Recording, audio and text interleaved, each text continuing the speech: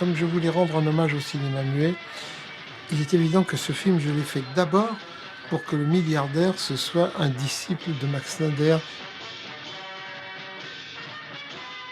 Alors voilà, je me suis amusé à passer le lacet dans l'anneau, comme ceci.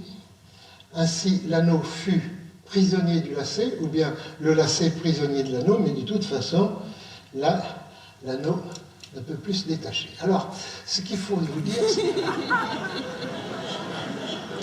Non, pardon, je vais recommencer.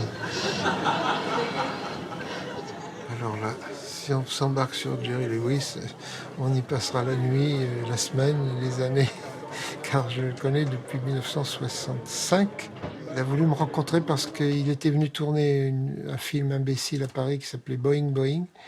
Et les distributeurs lui avaient interdit de rencontrer des journalistes français. Or, son ami Benayoun, qui était journaliste à l'époque, venait le voir régulièrement. Et l'avant-dernier jour, étant à Paris, il dit j'aimerais voir un comique français. Et il dit on m'a beaucoup parlé de Fernandel. Alors, j'aimerais voir Fernandel. Et Benayoun lui a dit oh, Fernandel, c'est un peu local, il y a quelque chose que tu risques de ne pas comprendre, c'est bavard, etc. Il dit par contre, il y a un nouveau cinéaste, il s'appelle Pierre Etex, et qui a fait un film qui s'appelle Yo-Yo. Bon, dit-il, bon, allons-y. Et il a vu le film 2 fois, Yo-Yo. Et puis, quand il est sorti, il a dit, je veux le voir tout de suite. Et à cette époque-là, je préparais Tant qu'on a la santé, et la secrétaire de production me dérangeait fréquemment en disant, il y a un tel qui veut vous rencontrer pour avoir un rôle, etc. Et j'étais pressé par le temps, car nous avions des débuts de tournage qui étaient fixés. Et je lui dis, écoutez, soyez gentil, à partir de maintenant, ménagez-moi et fermez la porte, et quand ça sonnera, vous direz que je ne suis pas disponible, sauf s'il y a un cas urgent. Bien.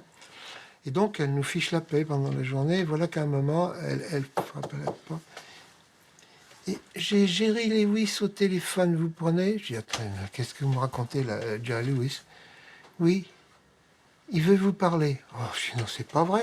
Et alors, je dis, oui, bien sûr, là, je prends le téléphone, et Robert Benayoun me dit, non, c'est pas Jerry, c'est Robert. Alors, il me dit, voilà, il est à côté de moi, écoute-le, voilà ce qu'il te dit. Et là, pendant 5 minutes, il a applaudi de toutes ses forces. Benayoun me dit, il ne parle pas un mot de français, alors il te donne rendez-vous demain au Ritz à 6h le soir. Alors moi, je suis parti au Ritz, la gorge serrée, en me disant, mon Dieu, mais c'est pas possible, j'ai rencontré Jerry Lewis. Et à 6h pile, j'ai vu descendre l'escalier, ça je n'oublierai jamais, le grand escalier qui est au Ritz. Je l'ai vu arriver comme dans Cinderella. Il descendait les marches, là, et il vient vers moi en courant, il me prend dans ses bras et il me dit, eh bien, je te connais.